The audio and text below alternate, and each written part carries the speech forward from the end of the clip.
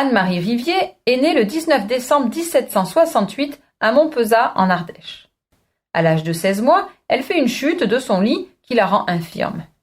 Sa mère, femme de grande foi, la porte devant la statue de la Vierge Marie tous les jours pendant 4 années, afin de demander sa guérison. Marie promet qu'en cas de guérison, elle se consacrera à faire l'école aux enfants. Le 7 septembre 1774, son père décède à l'âge de 36 ans. Le jour des obsèques, Anne-Marie réclame ses béquilles et se met à marcher. Miracle! Le 8 septembre 1774, c'est le jour de la nativité de la Sainte Vierge. Sa guérison est certes incomplète. Elle commence à se rendre utile à la maison et continue de se rendre devant la statue de la Vierge. Elle fréquente l'école paroissiale et s'occupe à sa manière des enfants. Le 31 juillet 1777, elle chute dans un escalier et se fracture une jambe. Marie redouble ses prières, tandis que sa mère lui enduit la jambe d'une huile conservée dans une fiole et provenant d'une lampe qui brûle nuit et jour dans le sanctuaire de Notre-Dame de Pradelles. Le 15 août, jour de l'Assomption, soit 15 jours après l'accident, Marinette est apparemment guérie de sa fracture et de toute infirmité. Elle a à peine 9 ans. Elle veut témoigner sa reconnaissance à Dieu. Plus tard, afin de se préparer à être institutrice, elle part au couvent de Pradelles, en Haute-Loire, dirigé par les sœurs de Notre-Dame. À la fin de son séjour, elle demande à devenir religieuse. Mais sa petite taille, 1,32 m, sa santé déficiente sont des obstacles à sa requête. Déçue mais pas découragée, elle déclare « Puisqu'on ne veut pas me laisser entrer au couvent, j'en ferai un moi-même ». Revenue à Montpezat, Anne-Marie demande au curé de diriger l'école paroissiale. Elle s'installe dans une maison appartenant aux sœurs du tiers-ordre. L'école ouvre ses portes malgré l'hostilité d'une partie de la population. Marinette y enseigne l'écriture, la lecture et le catéchisme. Les sœurs lui confient la formation des postulantes. Anne-Marie a beaucoup d'influence sur la jeunesse de son village, grâce à sa fermeté, mais également à sa douceur et à sa bonté. En 1788, elle crée le Petit Couvent, une communauté pour les jeunes filles de la paroisse. En 1789, elle est chargée de préparer les enfants, filles et garçons, à la première communion. À l'âge de 18 ans, Marie Rivier se donne sans compter à l'évangélisation et aux soins des pauvres.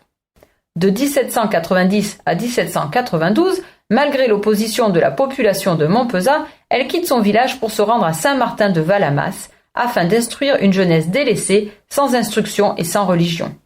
Mais, malade, elle revient à Montpezat après 20 mois et fière d'avoir réussi une nouvelle fois. À cette époque, la Révolution et la Terreur règnent et tout acte religieux devient suspect.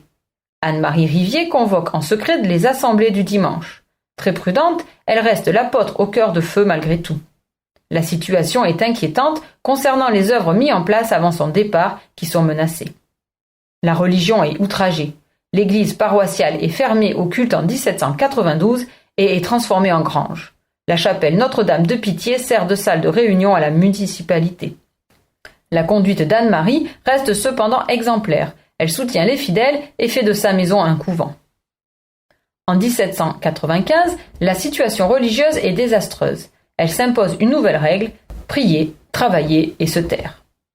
Bientôt 4 jeunes filles la rejoignent et se laissent gagner par le feu de l'Évangile. À l'heure où tous les couvents ferment, Marie Rivier va ouvrir le sien. Le 21 novembre 1796, jour de la fête de la présentation de Marie au temple, Marie Rivier et ses 4 compagnes se consacrent à Dieu. La nouvelle communauté des sœurs de la présentation de Marie vit dans le plus complet dénouement et en dépit de cela grandit très rapidement.